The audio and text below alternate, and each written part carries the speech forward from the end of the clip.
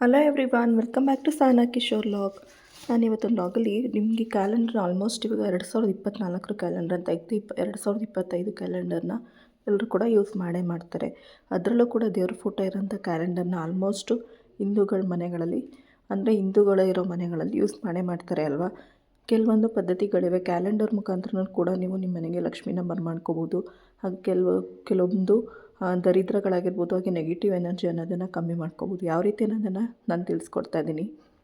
ನನಗೂ ಕೂಡ ಹುಷಾರಿಲ್ಲ, ಸ್ವಲ್ಪ ವಾಯ್ಸು ಸರಿ ಇಲ್ಲ, ಆದರೂ ಕೂಡ ಒಂದು ವೀಡಿಯೋ ಮಾಡ್ತಾಯಿದ್ದೀನಿ.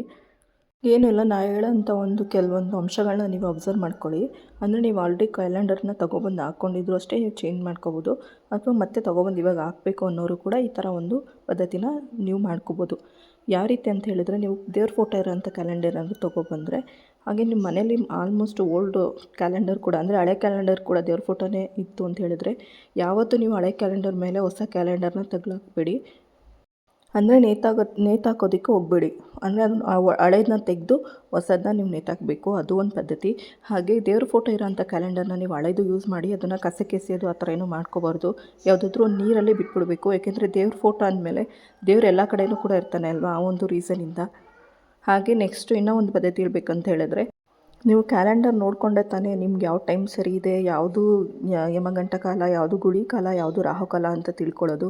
ಹಾಗಿದ್ಮೇಲೆ ಅದನ್ನು ಕೂಡ ನಾವು ಒಂದು ಪದ್ಧತಿ ಪ್ರಕಾರ ಯಾವ ದಿಕ್ಕಿನಲ್ಲಿಟ್ಟರೆ ಒಳ್ಳೆಯದು ಅನ್ನೋದನ್ನು ಕೂಡ ತಿಳ್ಕೊಬೇಕು. ನೀವು ಕ್ಯಾಲೆಂಡರ್ನ ನಿಮ್ಮ ಮನೇಲಿ ಪಶ್ಚಿಮ ದಿಕ್ಕಿಗಿಟ್ಟರೆ ತುಂಬಾ ಒಳ್ಳೆಯದು, ಅಥವಾ ಉತ್ತರ ದಿಕ್ಕು ಕೂಡ ಇಡ್ಬೋದು. ಈ ಎರಡು ದಿಕ್ಕು ಬಿಟ್ಟು ನೀವು ಇನ್ನೆರಡು ದಿಕ್ಕಲ್ಲಿ, ಅಂದರೆ ಪೂರ್ವ ಮತ್ತು ದಕ್ಷಿಣ ದಿಕ್ಕಲ್ಲಿ ಇಡಬಾರ್ದು. ಪಶ್ಚಿಮ ಮತ್ತು ಉತ್ತರ ದಿಕ್ಕಲ್ಲಿ ಕ್ಯಾಲೆಂಡರ್ನ ಇಡಬೇಕು. ಇದರಿಂದನೂ ಕೂಡ ನಿಮಗೆ ನಿಮ್ಮ ಮನೇಲಿ ಪಾಸಿಟಿವ್ ಎನರ್ಜಿ ಅನ್ನೋದು ತುಂಬಾ ಇರುತ್ತೆ. ಹಾಗೆ ನಕಾರಾತ್ಮಕ ಶಕ್ತಿ ಅನ್ನೋದು ಹೋಗಿ ಸಕಾರಾತ್ಮಕ ಶಕ್ತಿ ಅನ್ನೋದು ಜಾಸ್ತಿ ಆಗುತ್ತೆ. ಈ ಒಂದು ವಿಚಾರನ ನಿಮ್ಮ ಹತ್ರ ಹೇಳೋದಕ್ಕೂ ಕೂಡ ಒಂದು ಕಾರಣ ಇದೆ. ಅದೇನು ಅಂತ ಹೇಳಿದ್ರೆ, ಆಲ್ರೆಡಿ ನನಗೆ ವ್ಯೂವರ್ಸ್ಗೆ ಸುಮಾರು ಜನ ಗೊತ್ತು, ನನ್ನ ಮನೆಯಲ್ಲೇ ಸಿಂಪಲಾಗಿ ಒಂದು ಬಟ್ಟೆ ಅಂಗಡಿ ಮಾಡಬೇಕು ಅಂತ ಪ್ರಿಪೇರ್ ಮಾಡ್ಕೋತಾ ಇದ್ದೀನಿ ಅನ್ನೋದು. ಆ ಒಂದು ಬಟ್ಟೆ ಅಂಗಡಿ ಓಪನ್ ಮಾಡೋಕ್ಕೆ ಒಬ್ಬರು ಪೂಜಾರಿ ನಮ್ಗೆ ಗೊತ್ತಿರೋರಿದ್ದಾರೆ. ಅವ್ರು ನಂಜುಂಡೇಶ್ವರ, ಅಂದರೆ ನಂಜನಗೂಡಲ್ಲಿ ನಂಜುಂಡೇಶ್ವರ ಟೆಂಪಲಲ್ಲಿ ಪೂಜೆ ಮಾಡೋಂಥ ಪೂಜಾರಿ ಅವರು ಶಾಸ್ತ್ರ ಕೂಡ ಹೇಳ್ತಾರೆ, ತುಂಬ ಚೆನ್ನಾಗಿ ಹೇಳ್ತಾರೆ. ಅವರು ನಾನು ಫಸ್ಟು ಅಂಗಡಿ ಮಾಡುವಾಗಲೂ ಅಷ್ಟೇ ಅವ್ರ ಹತ್ರನೇ ಶಾಸ್ತ್ರ ಕೇಳಿ ಅವ್ರು ಹೇಳ್ದಂಗೆ ನಾನು ದಿಕ್ಕಲ್ಲೇ ಟೇಬಲ್ ಇಟ್ಕೊಂಡು ಕೂತ್ಕೋತಿದ್ದು. ನನಗೆ ಅದು ತುಂಬಾ ಒಳ್ಳೆಯದಾಯಿತು. ಅಂಗಡಿ ಅಂತ ಮಾಡಿದ್ಮೇಲೆ ಲೈಫಲ್ಲಿ ನಾನು ಏನಾದರೂ ಒಂದು ಮಾಡ್ಬೋದು ಅನ್ನೋ ಒಂದು ಹುಮ್ಮಸ್ಸು ಬಂದಿದ್ದು, ನನಗೆ ಧೈರ್ಯ ಅಂತ ಬಂದಿದ್ದು ಆವಾಗಲೇ. ಅದಕ್ಕೆ ಅವನೇ ಇವಾಗಲೂ ಕೂಡ ಕರೆಸಿದೆ ಮನೆಗೆ. ಆವಾಗ ಒಂದು ಕ್ಯಾಲೆಂಡರ್ನ ನೋಡ್ಬಿಟ್ಟು ಅವರು, ಈ ಥರ ಇಡಬಾರ್ದಮ್ಮ, ಈ ಥರ ದಿಕ್ಕಲ್ಲಿಡು, ನಿನಗೆ ತುಂಬಾ ಒಳ್ಳೆಯದಾಗತ್ತೆ ಅಂತ ಹೇಳ್ಕೊಟ್ರು. ಅವ್ರು ಹೇಳಿ ಒಂದು 2 ಡೇಸ್ಗೆಲ್ಲ ನಾನು ಚೇಂಜ್ ಮಾಡಿ ಇಟ್ಟಿದ್ದೆ. ಒಂದು 2-3 ಡೇಸ್ಗೆಲ್ಲ ನನಗೆ ಒಂದು ಗುಡ್ ನ್ಯೂಸ್ ಕೂಡ ಬಂತು. ಅದೇನು ಅಂತ ಹೇಳಿದ್ರೆ, ಯೂಟ್ಯೂಬ್ ಪೇಮೆಂಟು ನಿಮಗೆ ಜನವರಿ 21ಇಂದ 26 ಅಷ್ಟರಲ್ಲಿ ನಿಮಗೆ ತೊಗೋಬೋದು ಅನ್ನೋ ಒಂದು ಮೆಸೇಜ್ ಕೂಡ ಬಂದಿತ್ತು. ಅದನ್ನು ನೋಡಿ ತುಂಬ ಖುಷಿಯಾಯಿತು. ಈ ರೀತಿ ಒಂದು ಗುಡ್ ನ್ಯೂಸ್ ಕೂಡ ಕೇಳಿದೆ. ಅಂದರೆ ಅಮೌಂಟು ಬರೋದೇ ಅಲ್ವಾ, ಲಕ್ಷ್ಮಿ ಬರೋ ಅಂಥದ್ದೇ ಒಂದು ಸುದ್ದಿನ ಕೇಳಿದೆ. ಅದು ನಾನು ಸ್ವಂತ ಕಷ್ಟಪಟ್ಟು ದುಡ್ದಿರೋ ಅಂಥ ಅಮೌಂಟು. ಈ ರೀತಿ ಒಂದು ಅಮೌಂಟು ಬರುತ್ತೆ ನಿಮಗೆ ಅಂತ ಹೇಳಿ ಒಂದು ಮೆಸೇಜ್ ಕೂಡ ಬಂತು. ಅದಾದಮೇಲೆ ನಮಗೆ ನೆಕ್ಸ್ಟ್ ಮಂತದು ಕೂಡ ಸ್ಯಾಲ್ರಿ ಕೂಡ ಕೌಂಟ್ ಆಗ್ತಾ ಹೋಗ್ತು.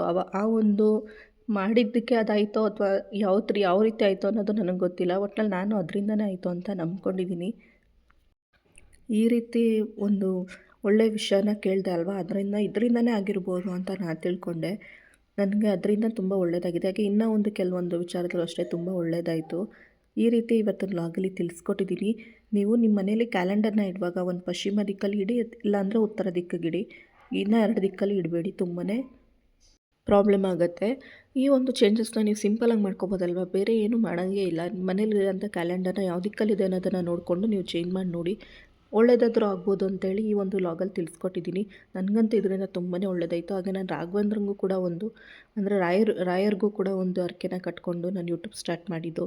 ಇಷ್ಟು ಬೇಗ ನಾನು ಈ ಅಮೌಂಟ್ನ ತೊಗೋತೀನಿ ಅಂತ ನಿಜವಾಗ್ಲೂ ಅಂದ್ಕೊಂಡಿರಲಿಲ್ಲ. ಇದಕ್ಕೆಲ್ಲ ಕಾರಣ ಒಂದು ರೀತಿ ರಾಯರು ಅಂತಲೇ ನಾನು ಹೇಳ್ತೀನಿ. ಅದ್ರ ಜೊತೆಗೆ ಈ ಒಂದು ಪಾಸಿಟಿವ್ ಎನರ್ಜಿ ಅಂತಲೂ ಇರ್ಬೋದು ಅಂತ ಹೇಳಿ ಈ ಒಂದು ಲಾಗಲ್ಲಿ ತಿಳಿಸ್ಕೊಟ್ಟಿದ್ದೀನಿ. ಈ ಒಂದು ಲಾಗ್ ಇಷ್ಟ ಆಯಿತು ಅಂದರೆ ಆದಷ್ಟು ಸಪೋರ್ಟ್ ಮಾಡಿ. ಹಾಗೇನು ಪೇಮೆಂಟ್ ಬರ್ತಿದ್ದಂಗೆ ನಾನು ಏನು ಹರಕೆ ಕಟ್ಕೊಂಡಿದ್ದೆ ಅನ್ನೋದನ್ನು ಕೂಡ ತಿಳಿಸ್ಕೊಡ್ತೀನಿ. Thank you.